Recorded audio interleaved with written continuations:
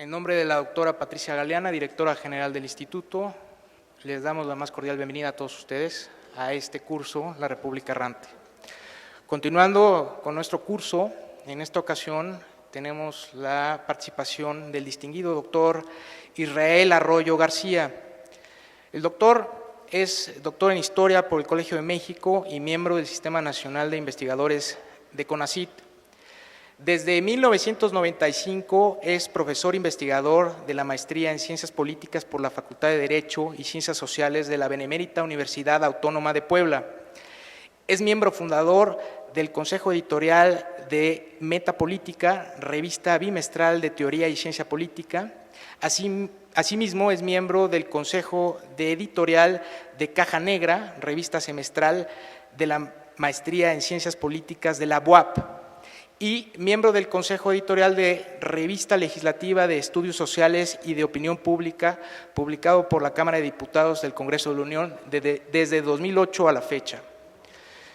El doctor Arroyo ha colaborado como autor de libros y revistas especializadas. Entre sus producciones sobresalen La arquitectura del Estado mexicano, Formas de gobierno, representación política y ciudadanía, 1821 y 1857, que podemos consultar. Nos ha hecho favor el doctor Arroyo de donarlo aquí a la biblioteca. Próximamente lo podrán consultar aquí en la biblioteca. Es un extraordinario libro, se lo recomiendo. También, en coautoría con Conrado Hernández López, publicó Las rupturas de Juárez, y también comentamos que tiene un artículo que se llama México, proporcionalidad en el contingente y formas de gobierno, 1824-1857. Hoy el doctor Arroyo dictará la conferencia Las rupturas de Juárez y el sistema republicano, 1857-1873. Estimado doctor Arroyo, en nombre de la doctora Galeana, le damos la más cordial bienvenida. Muchas gracias.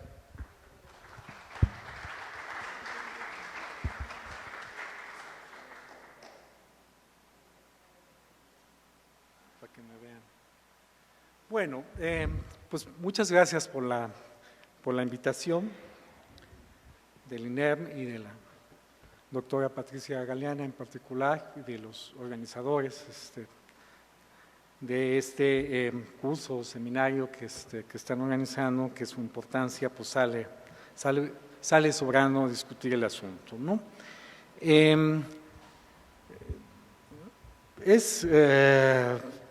No voy a descubrir el hoyo negro de que Juárez pues es uno de los personajes más estudiados historiográficamente. Un día me tomé la molestia de ver el catálogo de textos, pero eso ya tiene años, que se habían publicado, de libros y textos que se habían publicado alrededor de Juárez, y pasaba, eran alrededor de 600, 700 referencias distintas. Juárez es uno de los personajes más estudiados porque quizá el único que se festeja de doble manera. Se le festeja por su nacimiento y por su muerte, y desde hace más de un siglo se hacen estudios recurrentemente cada año sobre este asunto. Entonces, decir cosas nuevas sobre Juárez no es nada sencillo, pero trataré esta noche, de decir alguna cosa nueva. Esa es mi intención, ¿no? Y voy a dividir mi ponencia en tres asuntos que quisiera discutir aquí con ustedes. El primero tiene que ver con lo que considero una ruptura republicana en 1857, es decir, voy a tratar de explicar por qué la Constitución de 1857 da origen a una nueva concepción de la República en el siglo XIX. Entonces, es una primera cosa que quiero discutir. Un segundo asunto que me interesa es, y por supuesto, pues esto impacta notablemente lo que ha sido con Juárez en diversos momentos, desde su desde su elección como presidente de la Suprema Corte de Justicia hasta sus diversas presidencias de la República. Un segundo elemento que quiero discutir es el impacto que tuvo esta ruptura republicana en tres momentos: en el golpe parlamentario de Comonfort, en la Guerra de Reforma y en la intervención francesa. Es decir, a mí me parece que esta ruptura es una ruptura institucional que tiene impacto en el quehacer de estos tres momentos cruciales para la historia política del siglo XIX mexicano. Y un tercer asunto que quizá sea mucho más polémico y pueda despertar el interés de ustedes es tratar la polémica de Juárez y González Ortega y el problema de 1865, ¿no? El problema de la sucesión en plena época de la intervención, si Juárez tenía que dejar el poder y González Ortega subir o no. Voy a tratar de dar mi punto de vista y espero despertar en ustedes muchas preguntas y polémica sobre este asunto, que yo creo que pues va a despertar debates, ¿no? Bien, miren, no voy a aburrirlos con un panorama general de por qué considero que la Constitución de 1857 pues genera una ruptura institucional en la forma como se elegía el Poder Ejecutivo. ¿Ahí se escucha mejor? Yo traía un par de cuadros que no me voy a detener en ellos, ¿no?, sobre cómo se eligió el Poder Ejecutivo en la primera mitad del siglo XIX, ¿no? O sea, qué tipo de republicanismo tuvimos en la primera mitad del siglo XIX. No les puedo explicar dónde está la ruptura si no entendemos pues, qué es lo que le precedió. Este cuadro que ustedes tienen, el primero y la continuación del segundo, nos da cuenta por primera vez del número de la forma como se eligió el Poder Ejecutivo cuando hubo elecciones y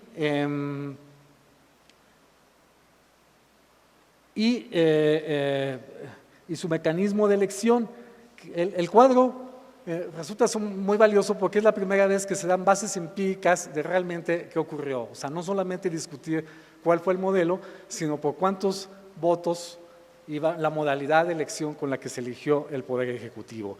Repito, no me voy a detener en explicar todo este cuadro porque me llevaría toda la conferencia y de lo que se trata es de explicar de 1857 en adelante. Pero sí quisiera señalar que este sistema de elección del Poder Ejecutivo era muy distinto al de Estados Unidos y tenía básicamente dos peculiaridades. La primera es que era distinto a Estados Unidos y la segunda que el Poder Ejecutivo no se elegía por los ciudadanos, sino se elegía básicamente por legislaturas estatales o por los distintos congresos ordinarios o constituyentes de la primera mitad del siglo XIX. Básicamente, estos dos cuadros revelan que hubo 4 modalidades de elección, ordinarios, y 2 de tipo extraordinarios.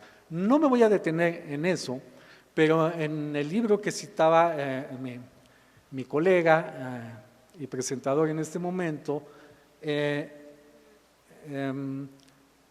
ahí, digamos, se explica que esta época se caracteriza por lo que yo he denominado un republicanismo parlamentario.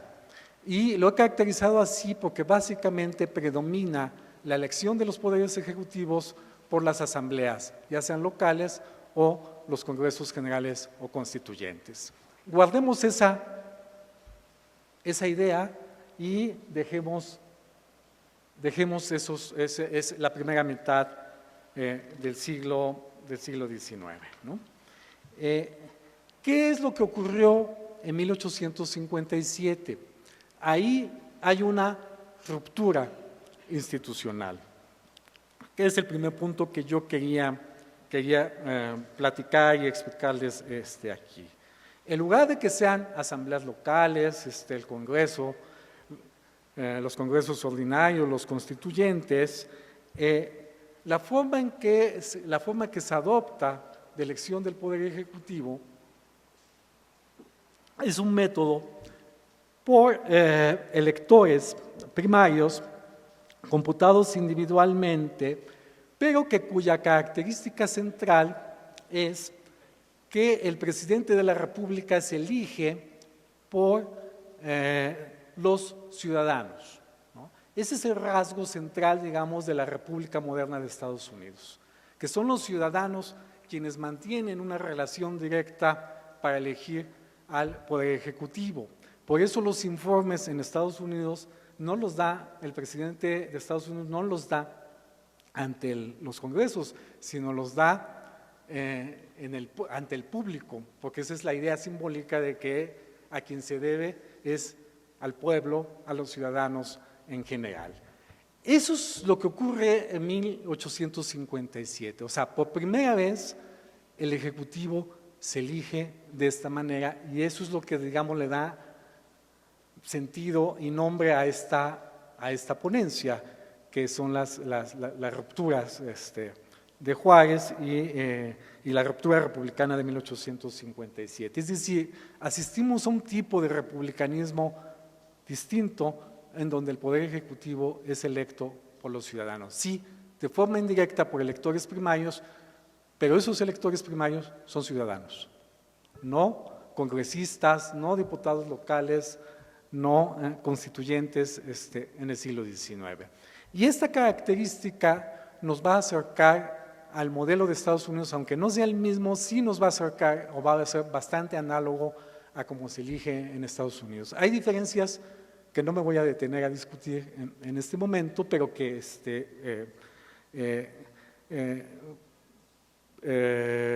valga la pena señalar, pero quizá lo que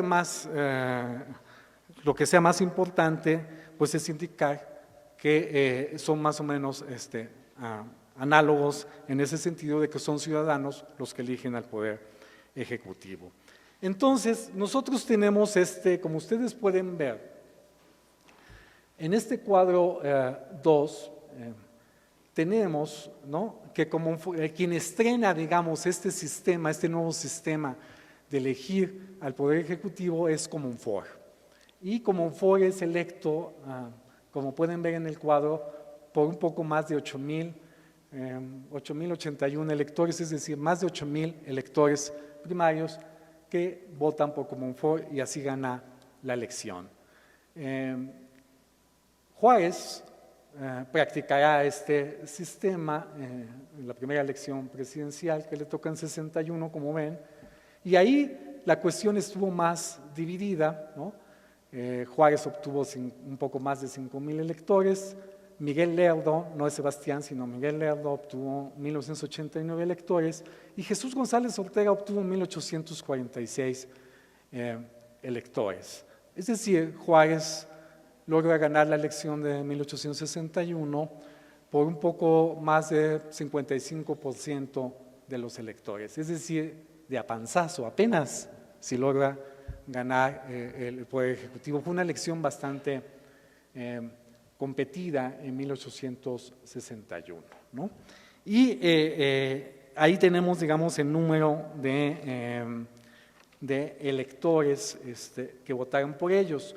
Lo que está en este cuadro, que es la elección de 67, 71, hasta 1911, es que el sistema no tiene variantes, se elige de la misma manera a todos los presidentes de la República cuando hubo elecciones con este mismo sistema, ¿no? Esto afectó la política de forma tremenda, o sea, fue la primera vez que un poder ejecutivo en el siglo XIX es electo por ciudadanos. Y eso, digamos, fue una ruptura y le dio un poder tremendo al Poder Ejecutivo para discutir en otros términos frente a otros poderes públicos y frente a otros sectores políticos y sociales, ¿no? En eso consistió la ruptura y es lo que yo señalo como el momento de la consolidación del republicanismo en México.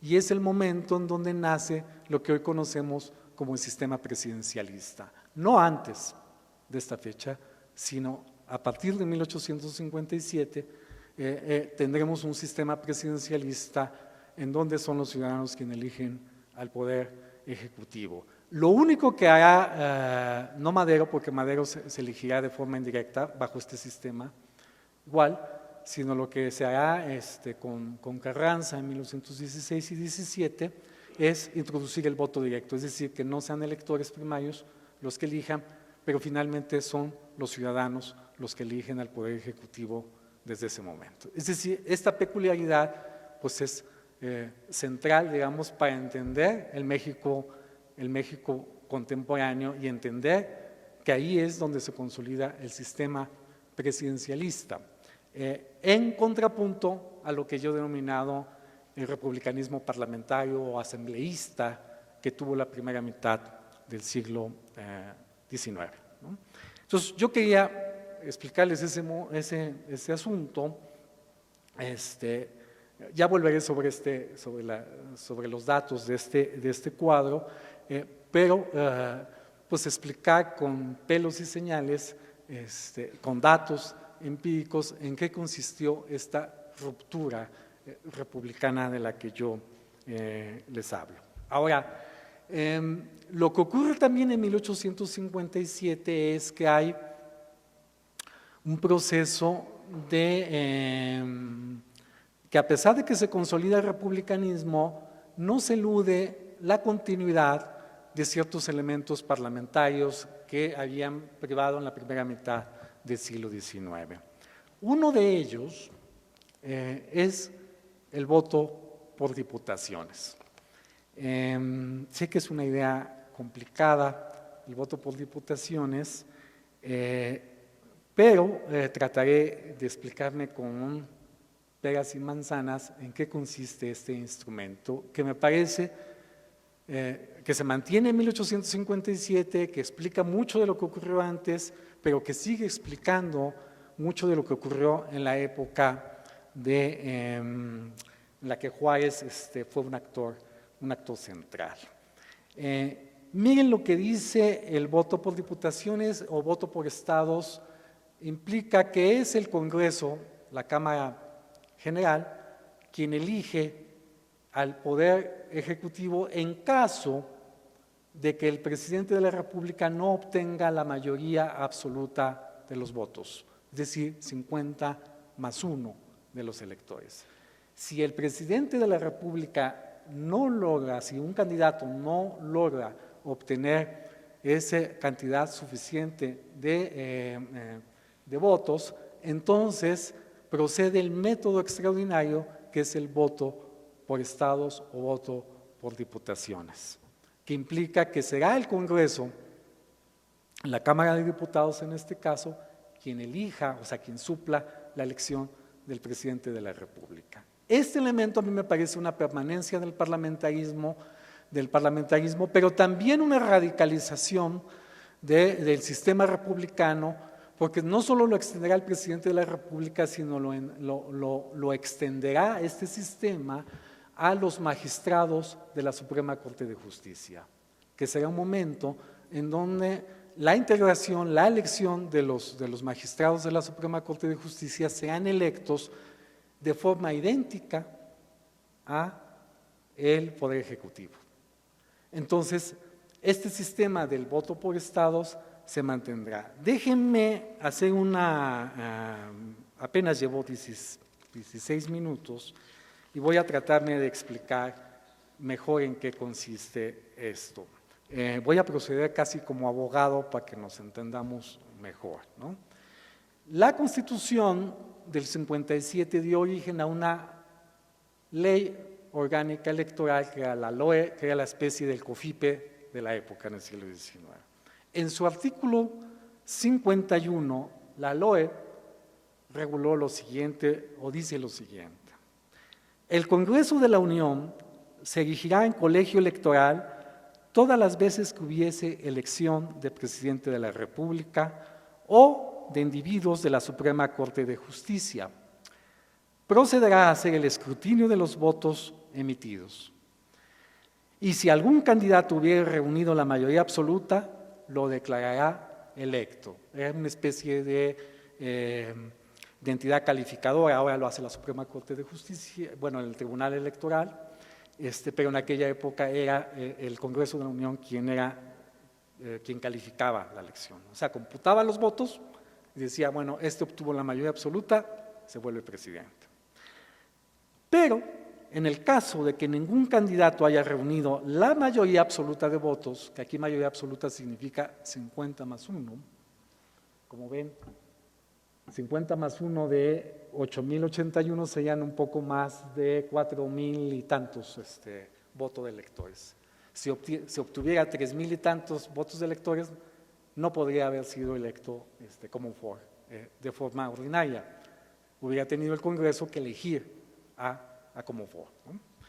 Entonces, en caso de que ningún candidato haya reunido la mayoría absoluta de votos, el Congreso, votando por diputaciones, elegirá por escrutinio secreto, mediante cédulas, de entre los dos candidatos que hubieran obtenido la mayoría relativa, y se sujetará para este acto de prevenciones contenida en los artículos 36, 37 y 38 de esta misma ley, de la Ley Orgánica Electoral. Bien, esta es la parte legal,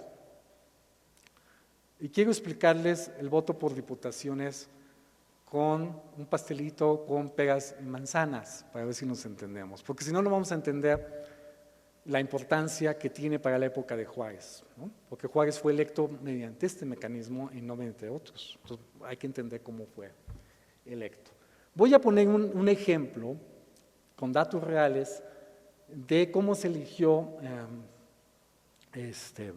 Santana en 1846, ¿no? Que se eligió mediante este mecanismo de voto por estados o voto por diputaciones. Como ustedes verán, el pastel de abajo, no sé si alcancen a ver todos, el país estaba dividido en 20 entidades.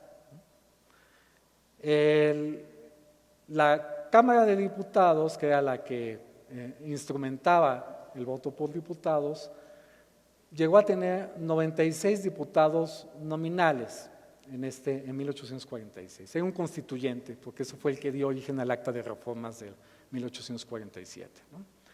Y hubo dos contendientes, básicamente, para aquellos que creen que Santana siempre ganaba con la mano en la cintura, no es cierto, ¿no?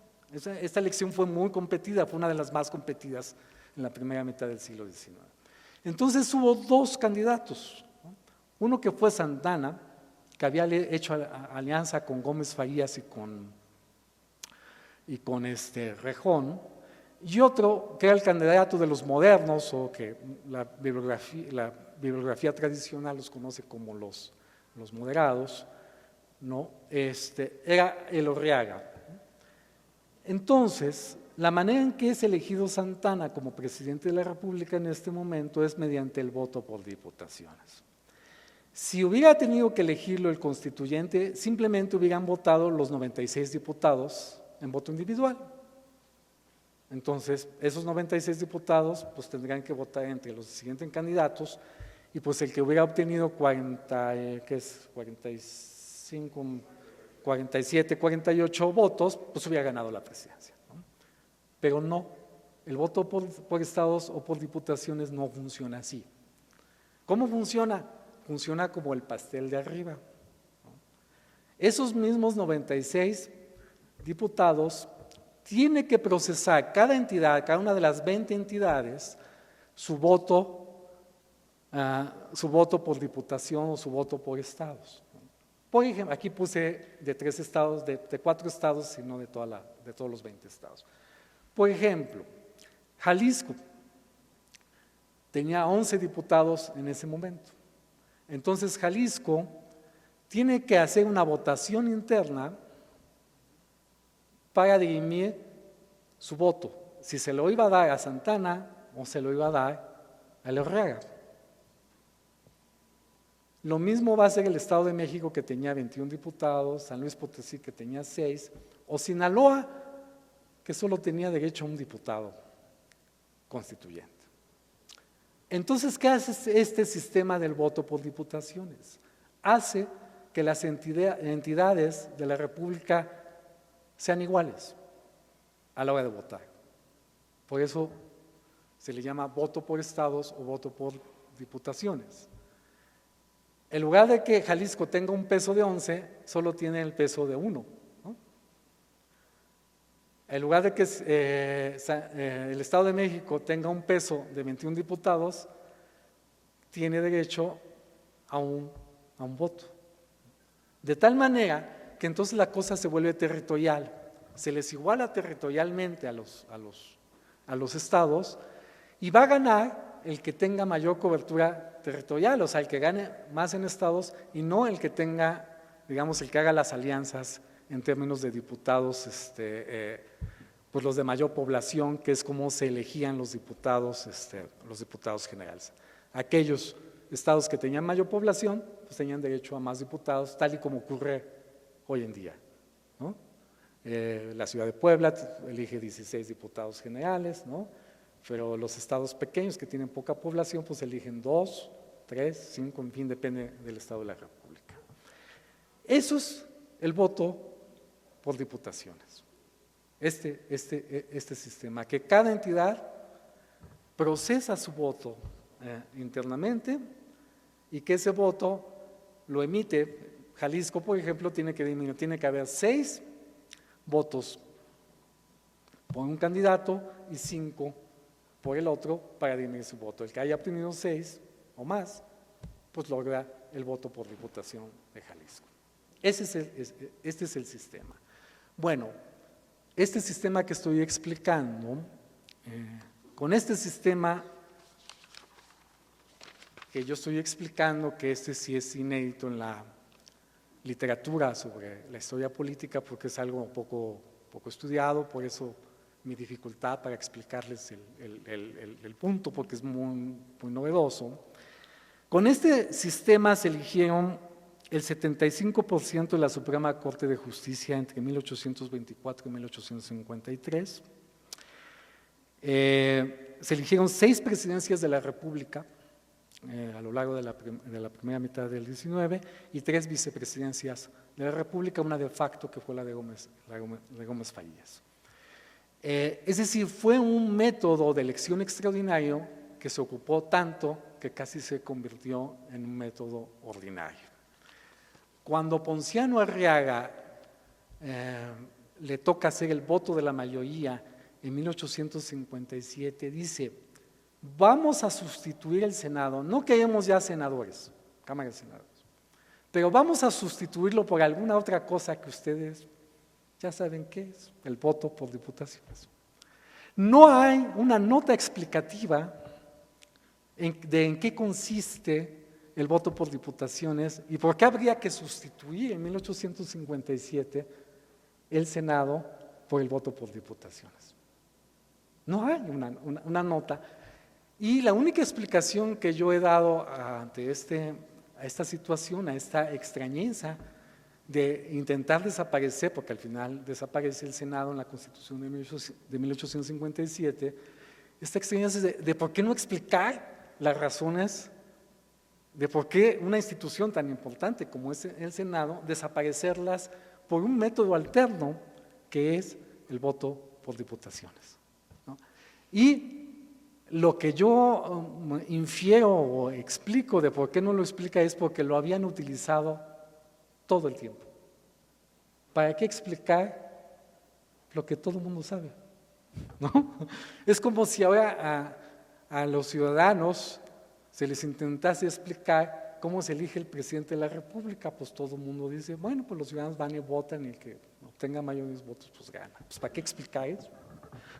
Si todos sabemos que eso funciona así. Bueno, este es el sistema que permanece. A esto digamos, a este asunto, yo le he llamado pues una radicalización del republicanismo, porque en Estados Unidos los magistrados no se eligen, o los miembros de la Suprema Corte de Justicia no se eligen por el voto de los ciudadanos, los propone el presidente y el Senado vota por esas ternas que le establece el presidente. México en 1857 establece este método inédito de que sean los electores primarios, es decir, ciudadanos, quienes elijan a los miembros de la Suprema Corte de Justicia, incluyendo al presidente de la Suprema Corte de Justicia como a los demás integrantes. Eso es una radicalización del sistema republicano, es no solo situarlo en el Ejecutivo, sino llevarlo a la elección de otro de los poderes públicos, que es la Suprema Corte de Justicia. Bien, creo que no quiero cansarlos más. En 2007,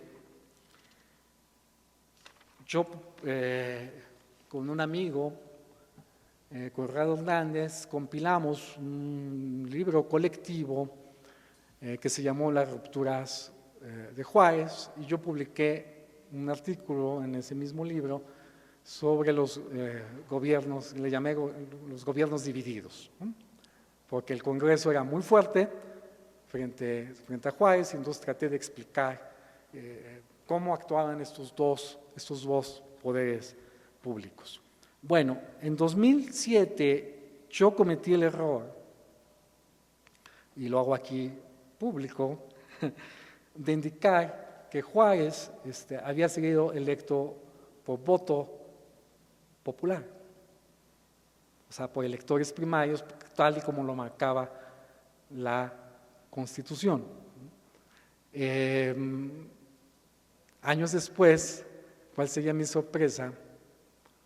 Que encontraría, y este hallazgo sí es inédito, creo que nadie ha platicado sobre este asunto, de explicarnos cómo fue electo Benito Juárez a la presidencia de la Suprema Corte de Justicia en 1857. Y ustedes tienen el cuadro ahí. ¿Qué es este? En el cuadro están todos. Está el presidente de la Suprema Corte de Justicia, y está los magistrados y los supernumerarios, ¿no? Digamos, toda la Suprema Corte de Justicia fue electa por el voto por diputaciones, no por un voto popular, sino por el voto por diputaciones o voto por estados, como he explicado en el pastelito, ¿no? Digo, de ahí la importancia de entender el instrumento, ¿no? O sea, es el Congreso ordinario que mediante el voto por estados elige a la Suprema Corte de Justicia. Juárez obtuvo tanto consenso que logra la unanimidad de las 22 entidades que votaron en ese momento, y la CUNSA es su opositor, que no la asemeña, obtiene 0 votos. O sea, ningún estado vota por la CUNSA. Pero si ustedes se detienen en el cuadro, el Vírez y de la Fuente tienen una elección muy competida, que es el cuarto magistrado, 12 contra 10. O la otra elección competida, que es la de Dávila, del segundo supernumerario, que también es 12 contra 10. Es decir, hay candidatos que obtienen un mayor consenso, y hay otros candidatos en donde la elección es mucho más competida en el voto por diputaciones, ¿no? Quiero que retengan, digamos, este sistema, que sí es, esta es la primera vez que en una conferencia se da este dato de cómo fue electo Juárez como presidente de la Suprema Corte de Justicia.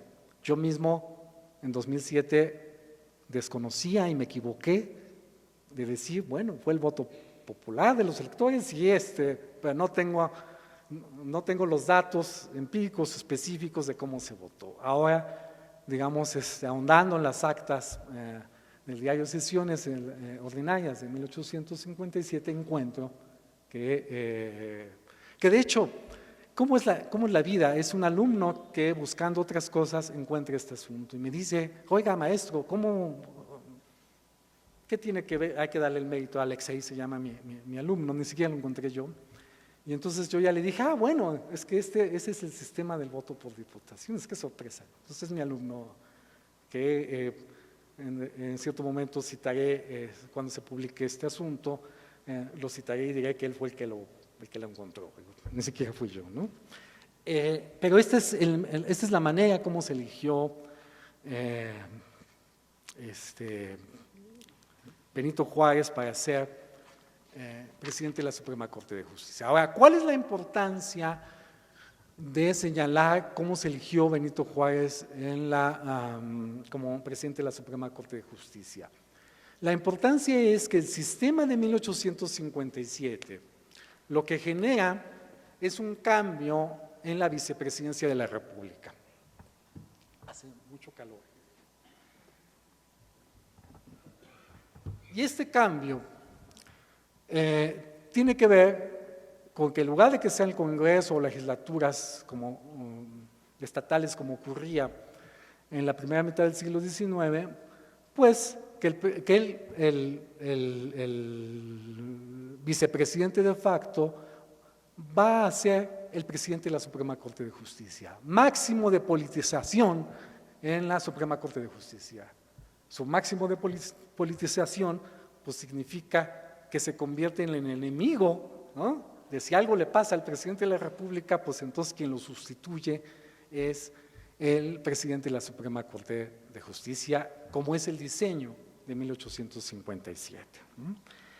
Entonces, eso es lo que explica que y ya paso a mi segundo punto, que cuando Ford da el golpe parlamentario, no golpe de Estado, porque él seguía siendo el jefe de Estado, sino el golpe parlamentario, es decir, tratar de desaparecer la Constitución de 57, no para volverse un déspota, sino para hacer otra Constitución, ¿no?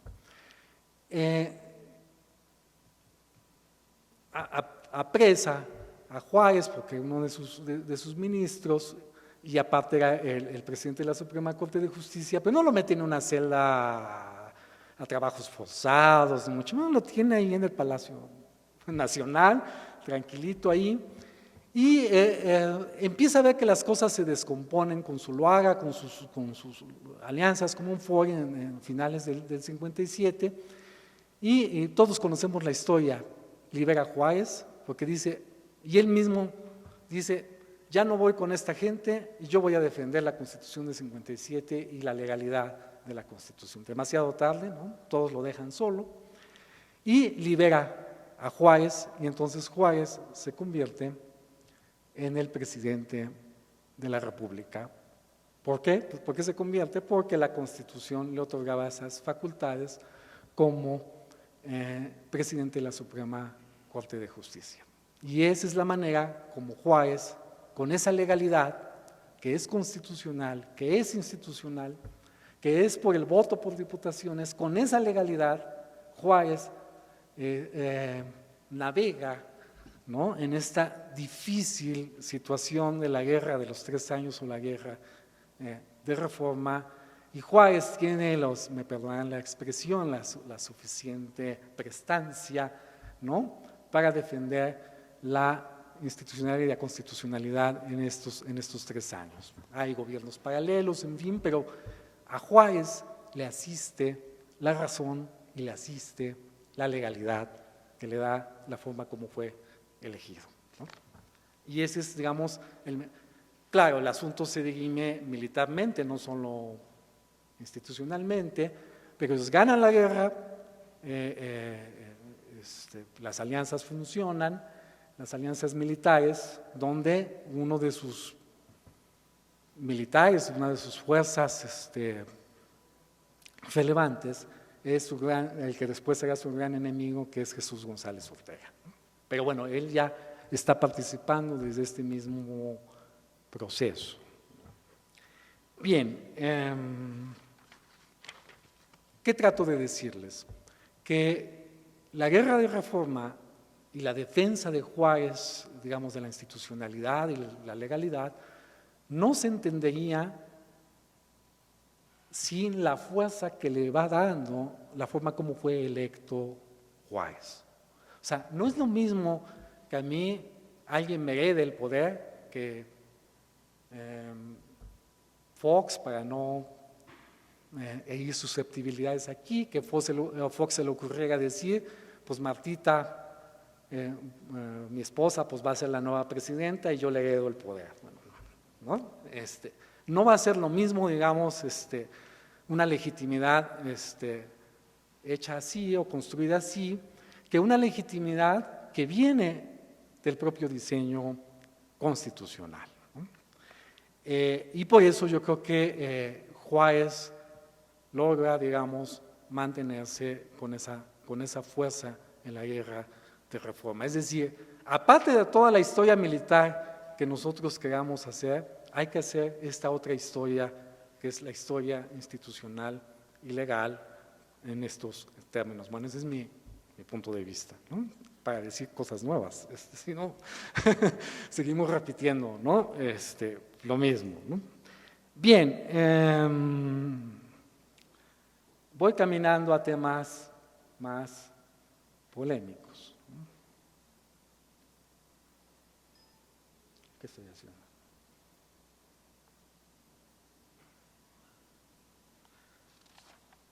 Para empezar a tocar, porque ya llevo 38 minutos, el tema para calentar asientos o motores, el asunto de González Ortega, de Jesús González Ortega.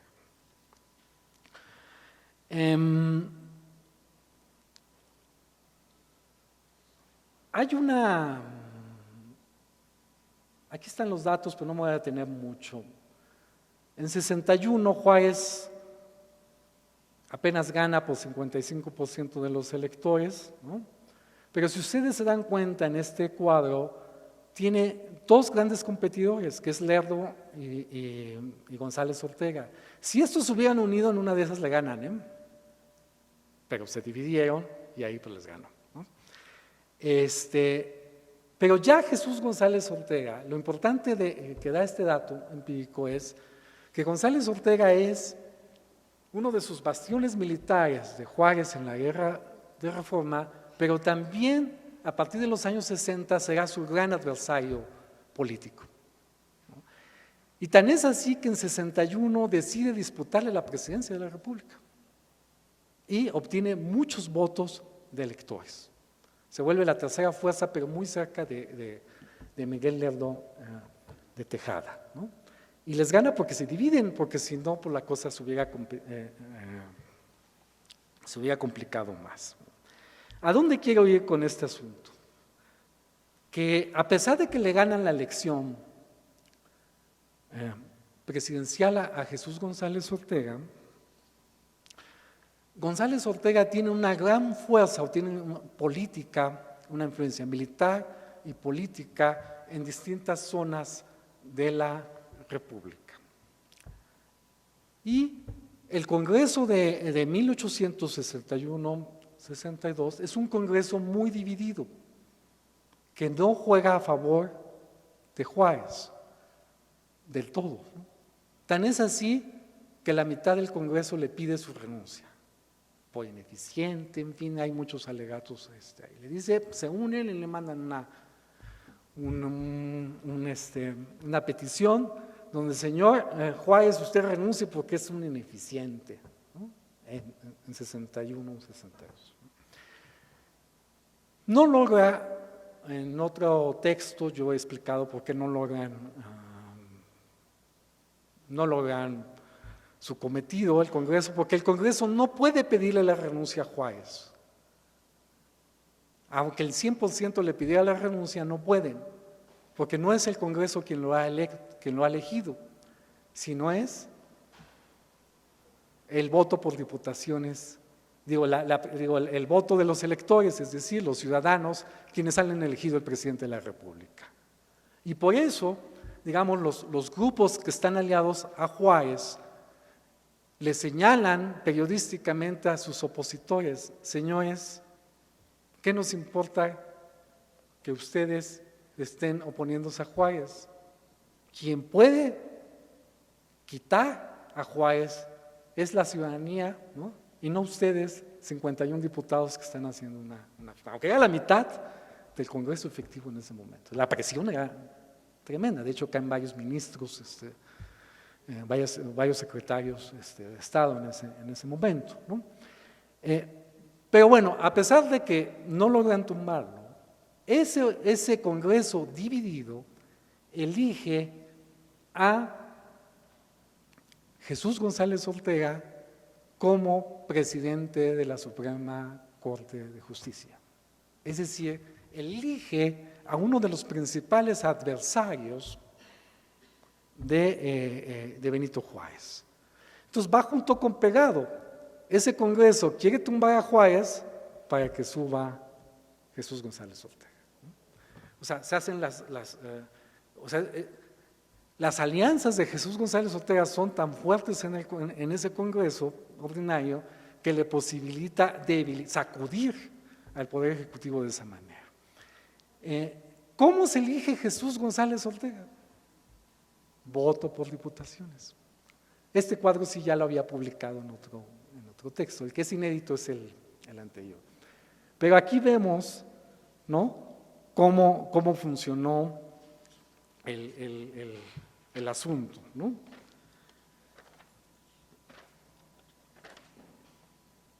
Si ustedes ven el cuadro, el competidor es un tal Pedro Ogazón, que es el candidato de Benito Juárez en el Congreso. O sea, él está impulsando a Pedro Ogazón para que quede en la Suprema Corte de Justicia.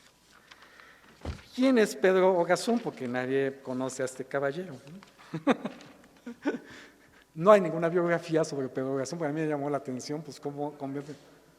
Sí, claro, porque por ahí andaba, ¿no? Pedro Ogazón, déjenme ver, aquí tengo la referencia.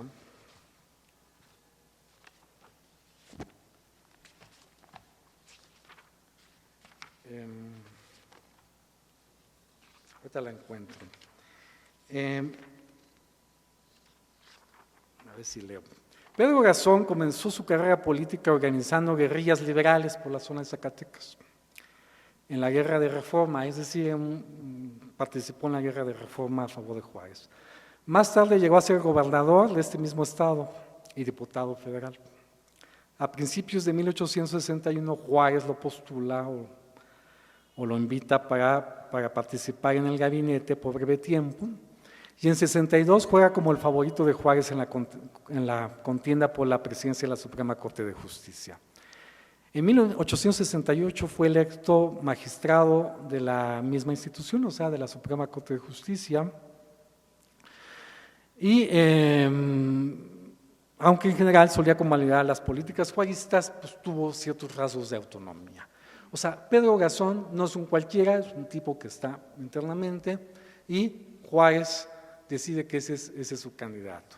Pero el Congreso es tan opositor a Juárez que Jesús González Ortega derrota a Ogazón por 14 votos contra 6, que son los que están en el cuadro, ¿no? Pero en lugar de que votaran por voto nominal, ¿no?, votan por el voto por diputaciones. Y esa es la manera, cada estado le va dando, ¿no? Lo que ustedes tienen son cómo se dividió el voto. Aquí sí permite las cajas, vemos las cajas, como si nos hubiéramos metido a ver cómo votaban al interior de los estados. Por ejemplo, el estado de Puebla votó 4 por Ortega, por González Ortega, y 8 por Ogazón. Entonces, ¿para quién es el voto? Pues para Ogazón, ¿no? O sea, el cuadro permite ver cómo la preferencia, cómo se dirimió el voto internamente, el voto por diputaciones, ¿no? Lo cual hace muy interesante porque vemos por dentro, ¿no? Cómo obtuvo el voto. Hay veces que tienen un total consenso algún candidato y hay otras veces que se divide el voto de los propios diputados, ¿no? Bueno, quería indicarles, este cruzamiento es muy importante a la hora de que nosotros discutamos uno de los puntos que yo me propuse al inicio de esta charla, de esta conferencia, ¿no? Que es el tema de González, Ortega y Juárez. Se han hecho muchos alegatos. Llevo años y años leyendo cosas de mis colegas y no nos ponemos de acuerdo si González Ortega era un usurpador, si cometió ilegalidades,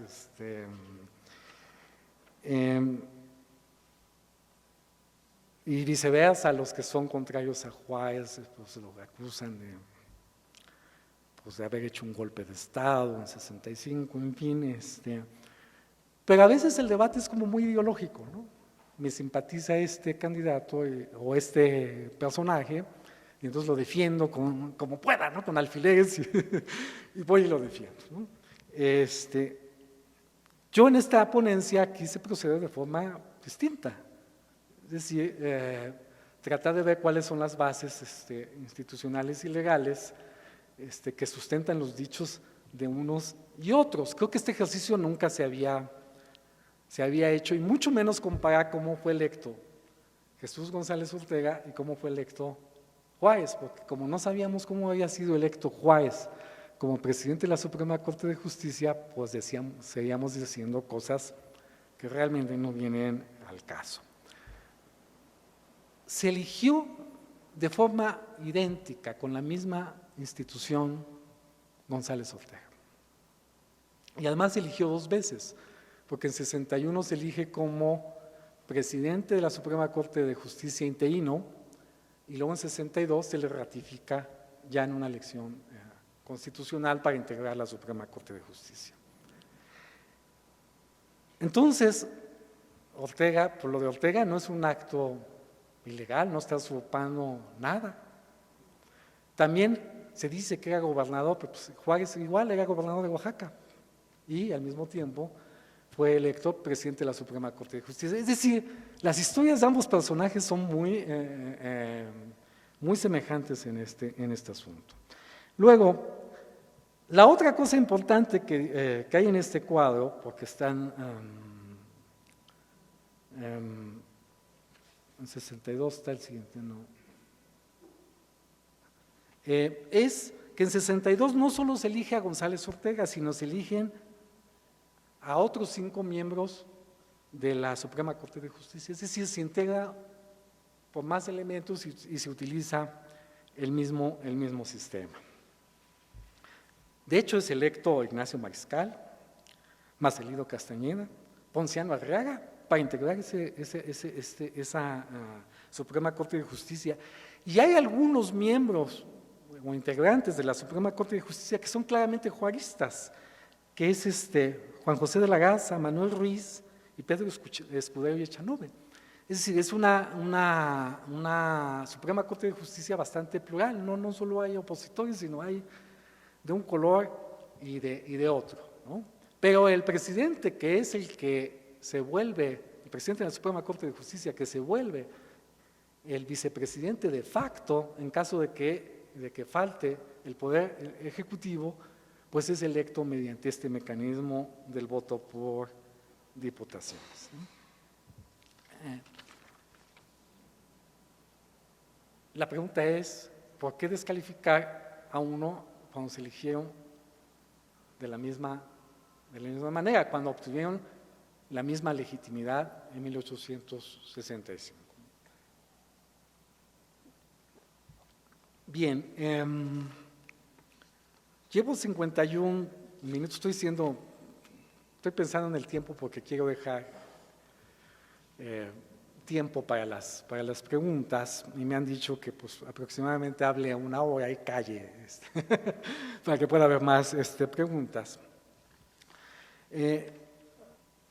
Quiero terminar la charla con 3 conclusiones generales o 3 o 4 consideraciones generales alrededor de este tema.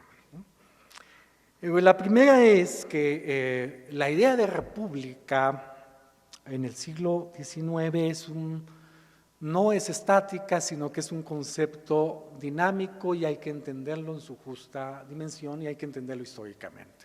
No es lo mismo la idea de república en 1824 que en 1857. Y la clave de eso es entender cómo se elegía el poder ejecutivo, porque sabemos que algo que distingue a los sistemas parlamentarios de los republicanos o presidencialistas es cómo se elige el ejecutivo. El parlamento elige un primer ministro, que es a su vez electo por un parlamento, mientras que el presidente de la república en los sistemas republicanos o presidencialistas es electo por la ciudadanía en general. Es el voto directo de la ciudadanía quien determina y a su vez el presidente elige pues, a sus secretarios de Estado, en fin, los puede poner y remover libremente como es en los sistemas presidencialistas. Entonces, la primera idea que les quiero dejar asentada aquí, sé que fui muy rápido, pero es que entender que la idea de república es dinámica y que hay que irla entendiendo históricamente. Que no tuve tiempo de explicar los primeros cuadros, pero yo creo que en la primera mitad del siglo XIX asistimos a una idea que yo he caracterizado como de republicanismo parlamentario o asambleística, y que a partir de 1857 en adelante tuvimos la consolidación de un sistema republicano moderno que es muy análogo al de Estados Unidos. Sí hay una ruptura que es importante explicar. Esa es una primera, digamos, idea general que quisiera dejar asentado y tiene que ver con la forma en cómo se elegía el poder ejecutivo. La segunda idea es un debate, desgraciadamente es un debate con un muerto, pero es un muerto que fue un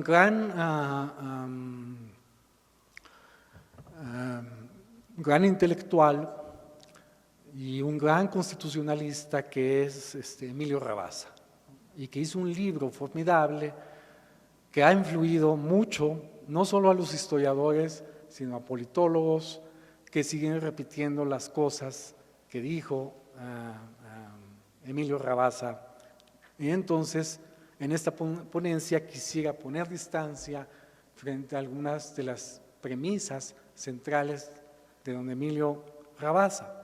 Él afirmaba que el constitucionalismo de 1857 implicó un debilitamiento tremendo del poder ejecutivo, ¿no? Y yo afirmo exactamente lo contrario, ¿no? Que la idea de que el poder ejecutivo pasara a ser electo por los ciudadanos es lo que explica en gran medida la fortaleza y la supervivencia en momentos muy difíciles de México de la parte institucional o de la investidura institucional frente al golpe de Estado de Comonfort, frente a la Guerra de los 3 años, frente incluso al Segundo Imperio. Es decir, sin este andamiaje institucional hubiera sido muy difícil que Benito Juárez se sostuviera. Por mucho menos en los años 40 o en la primera mitad del siglo XIX habían caído presidentes en los años 40.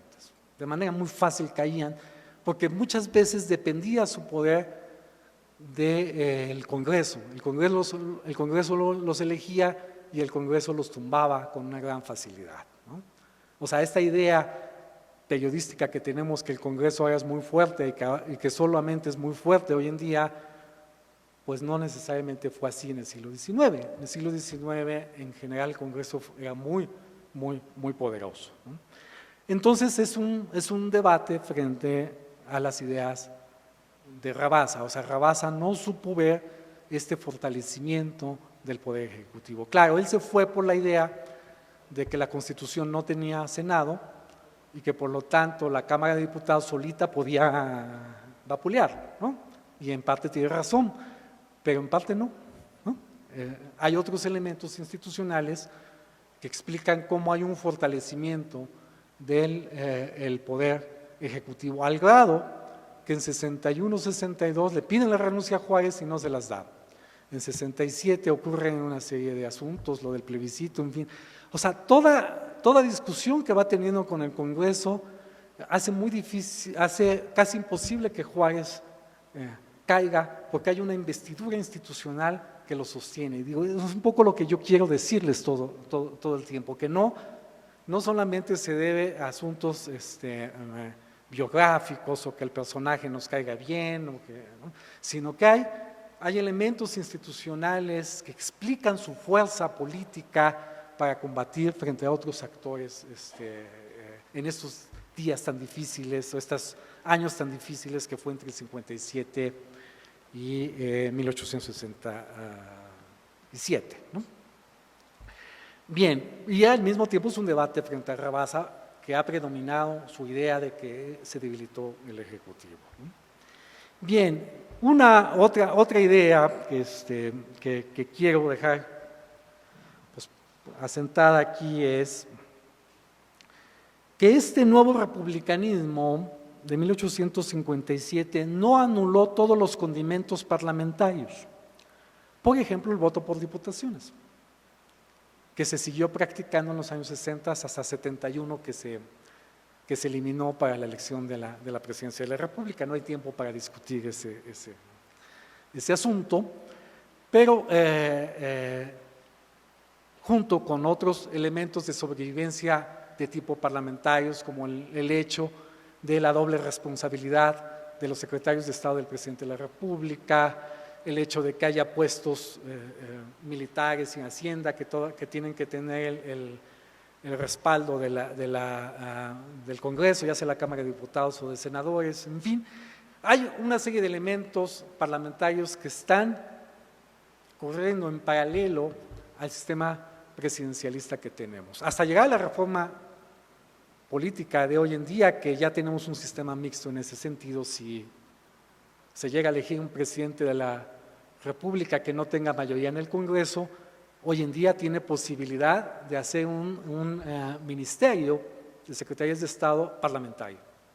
Eso es ya una reforma constitucional, es decir, se empiezan a generar híbridos, y en el siglo XIX eran mucho más contundentes estos híbridos. Y finalmente, mi cuarta idea, para calentar la mesa y a invitarlos a la reflexión y a las preguntas, a mí me parece que el caso González Ortega Juárez de 1865 es un claro. Creo que no debemos seguir diciendo que no hubo un golpe de Estado en 1865. Es mejor que digamos que hubo una situación extraordinaria que requirió una decisión extraordinaria. Ese golpe de Estado, que a la vez fue, como ellos mismos, los mismos actores decían, un golpe patriótico, y que Benito Juárez se reunió con Sebastián Lerdo de Tejada y todo su gabinete para decidir qué hacer. Hay cartas y todo, hay testimoniales de que es una decisión muy difícil. Juárez siempre había navegado con la legalidad y la constitucionalidad. En 65 no le asistía la razón, no le asistía la legalidad y no le asistía la constitucionalidad para prolongar su periodo por 2 años. Pero sí le asistía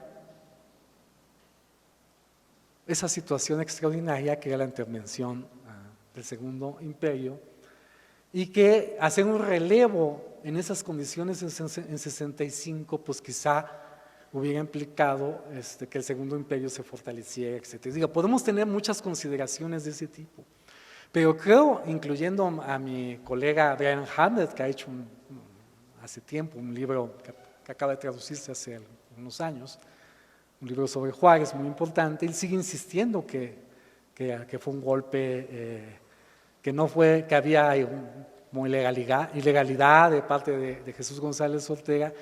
Yo creo que no hemos entendido que no le asistía esa legalidad y esa constitucionalidad, y que sí, que la situación extraordinaria requirió una medida extraordinaria.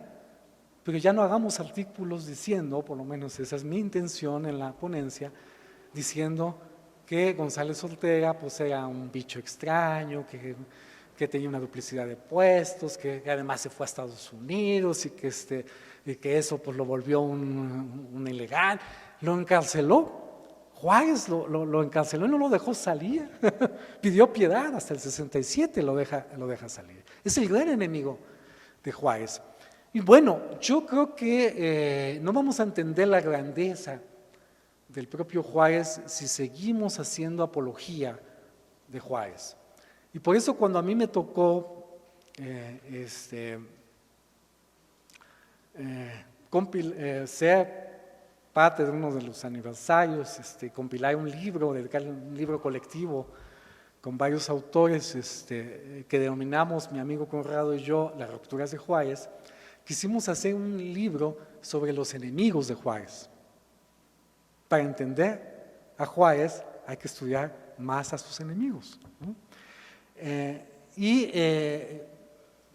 Simplemente para dejar de hacer apologías y ponderar mejor a los personajes. ¿Sí? Repito, tenía sus razones Juárez, su equipo, en fin, pero no sigamos descalificando, descarrilando a los otros personajes como si fueran criminales, cuando en este caso pues González Ortega pues es un individuo que participó en la Guerra de Reforma, en fin, es un bastión que sostuvo al propio Juárez. Claro, cuando se compite por el poder, pues las cosas se descomponen, ¿no? Bueno, quisiera dejar la charla aquí y que después pasemos a las preguntas. Me he tardado 1 hora, 3 minutos.